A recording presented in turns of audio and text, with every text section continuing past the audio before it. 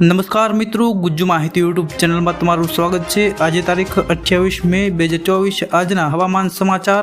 પરેશ ગોસ્વામી અને અંબાલાલ પટેલની pre monsoon વરસાદની આગાહી। વરસાદ ક્યારે થશે, ત્યારબાદ વાવાઝોડાની ગુજરાત પર મોટી અસર, બદલાય ચોમાસાની તારીખ। તો જાણીશું સમગ્ર સમાચાર વિસ્તારમાં। તે પહેલા જે પણ મિત્રો નવા છે તેઓ ચેનલને સબસ્ક્રાઇબ કરી લે અને વિડીયોને લાઇક કરે। વાવાઝોડું રેમ્બલે ભારે તબાહી સર્જી, તેને કારણે ભારતમાં 6 અને બાંગ્લાદેશમાં 10 લોકોના મોત નીપજ્યા છે। વાવાઝોડાની અસરને પગલે આસામ, મેઘાલય, ત્રિપુરામાં ભારે વરસાદ વરસી રહ્યો છે। પશ્ચિમ બંગાળમાં રેમ્બલ વાવાઝોડાએ તરખાટ મચાવ્યો છે, ત્યારે હવે આ વાવાઝોડાએ વરસાદની પેટર્ન જ બદલી નાખી છે। દેશમાં વહેલું ચોમાસું આવવાનું છે, જેની અસર ગુજરાતમાં પણ જોવા મળી રહી છે।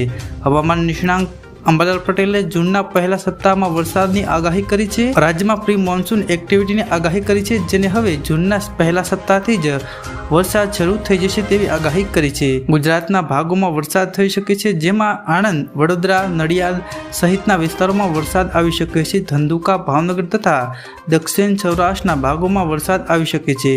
અમદાવાદ, ગાંધીનગરમાં પ્રી મોન્સૂન એક્ટિવિટી થઈ રહી છે અસર, તો પંચમહાલના ભાગો તથા સાબરકાંઠાના ભાગોમાં પ્રી મોન્સૂન એક્ટિવિટી હેઠળ વરસાદ થઈ શકે છે। 4 જૂન સુધીમાં આખા ગુજરાતમાં વરસાદનું અનુમાન। આંધી અને વંટોળ સાથે રાજ્યમાં વરસાદ થઈ શકે છે। 4 જૂન સુધી સમગ્ર રાજ્યમાં વરસાદનું આગમન થઈ શકે છે। રોહિણી નક્ષત્રમાં પાછલા ભાગોમાં વરસાદ થવાથી ચોમાસું સારું રહેશે। સવા મહિના પછી સારો વરસાદ રાજ્યમાં રહેશે। રેમલ વાવાઝોડાની અસરને પગલે ભાવનગરના ઘોઘા અને અલંગના દરિયાકાંઠામાં કરંટ જોવા મળ્યો છે। અલંગ અને ઘોઘાના દરિયાકાંઠામાં કરંટના કારણે દરિયામાં ઊંચા મોજા ઉછળ્યા હતા। વાવાઝોડાની અસરના પગલે દરિયામાં 10 થી 15 ફૂટ ઊંચા મોજા ઉછળ્યા છે અને ભયાનક દ્રશ્યો સર્જાયા છે। ભાવનગરના વાતાવરણમાં પલટો આવતા 34 કિમી ઝડપે પવન ફૂંકાયો હતો।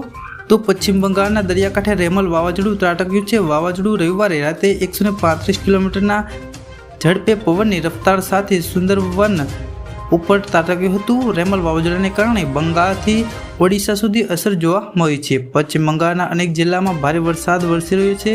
તોફાન અને ભારે પવન વરસી રહ્યો છે। એટલું જ નહીં, 120 થી 135 કિમી પ્રતિ કલાકની ઝડપે પવન ફૂંકાઈ રહ્યું છે।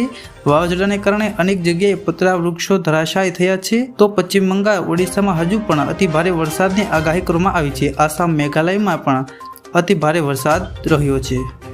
આગળ જાણીશું પરેશ ગોસ્વામી આગાહી। હવામાન નિષ્ણાંત પરેશ ગોસ્વામી અને અંબાલાલ પટેલ દ્વારા હવામાન અંગે અનુમાન વ્યક્ત કરવામાં આવ્યું છે। આગામી દિવસોમાં તીવ્ર પ્રી મોન્સૂન એક્ટિવિટી અને આંધી વંટોળની સંભાવના પણ વ્યક્ત કરવામાં આવી છે। હવામાન નિષ્ણાંત પરેશ ગોસ્વામીએ તેમના યુટ્યુબ વિડીયોમાં જણાવ્યું હતું કે રાજ્યના 2 અઠવાડિયામાં ખૂબ જ ઊંચું તાપમાન ચાલી રહ્યું હતું। 24 અને 25 મેના રોજ 1 ડિગ્રી ઘટાડો નોંધાયો હતો। આ સાથે જ રાજ્યમાં ફરી પ્રી મોન્સૂન એક્ટિવિટી થવા જઈ રહી છે। 27 થી 30 મે દરમિયાન પણ વરસાદની શક્યતાઓ છે। ખાસ કરીને 28, 29 અને 30 તારીખ દરમિયાન તીવ્ર પ્રી મોન્સૂન એક્ટિવિટી થાય તેવી શક્યતાઓ છે। 27 થી 30 દરમિયાન દક્ષિણ ગુજરાતના તમામ જિલ્લાઓ અને સૌરાષ્ટ્રના તમામ જિલ્લાઓમાં પ્રી મોન્સૂન એક્ટિવિટીની સંભાવના રહેલી છે।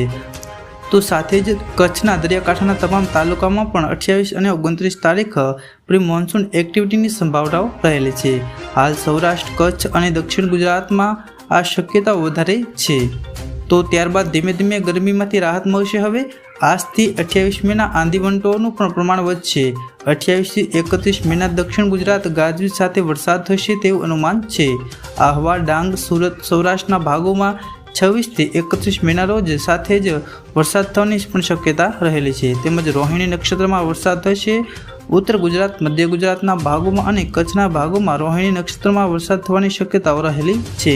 તેમણે આગળ જણાવ્યું હતું કે રેમલ વાવાઝોડાનો ભેજ અને અરબ સાગરના ભેજના કારણે 26 મે થી 4 જૂનમાં આંધી વંટોળ સાથે પ્રી મોન્સૂન એક્ટિવિટી થવાની શક્યતા રહેલી છે। 8 જૂનથી અરબી સમુદ્ર અને બંગાળના ઉપસાગરમાં ડીપ ડિપ્રેશન બનવાની શક્યતા રહેલ છે। 8 થી 14 જૂન સુધીમાં અરબી સમુદ્રમાં વાવાઝોડું બનવાની શક્યતા છે। દક્ષિણ ગુજરાત અને સૌરાષ્ટ્રના ભાગોમાં 7 થી 14 જૂનમાં ચોમાસાનો વરસાદ થવાની શક્યતા રહેશે।